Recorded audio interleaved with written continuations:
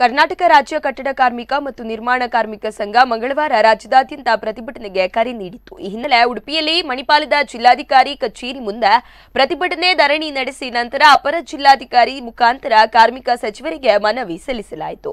ಕಾರ್ಮಿಕ ಅಧಿಕಾರಿಗಳು ಉಪಸ್ಥಿತರಿದ್ದರು.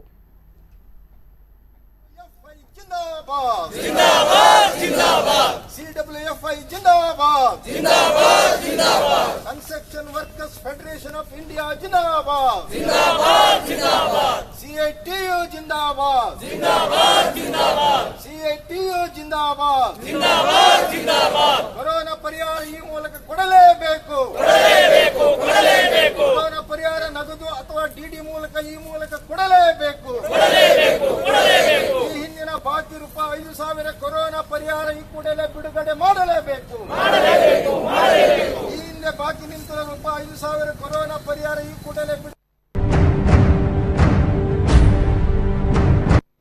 ಮನದಟ್ಟು ಮಾಡಿದ್ದಲ್ಲ, ಬದಲಾಗಿ ಯಾರು ಮಾಡಿದ್ದು? ಕೆಂಬಾವುಟದ ಸಿಐಟಿಯು ಸಂಘಟನೆ ಈ ದೇಶದಲ್ಲಿ ಇರೋಕ್ಕೋಸ್ಕರ ಕಾರ್ಮಿಕರಿಗೆ ಅನ್ಯಾಯ ಆದಾಗಲೆಲ್ಲ, ಅವರಿಗೆ ಸಮಸ್ಯೆಗಳು ಬಂದಾಗಲೆಲ್ಲ ಸರ್ಕಾರದ ಗಮನ ಸೆಳೆಯುವಂತ ಏಕೈಕ ಸಂಘಟನೆ ಈ ದೇಶದಲ್ಲಿದ್ರೆ ಅದು ನಮ್ಮ ಕೆಂಬಾವುಟದ ಸಿಐಟಿಯು ಸಂಘಟನೆ.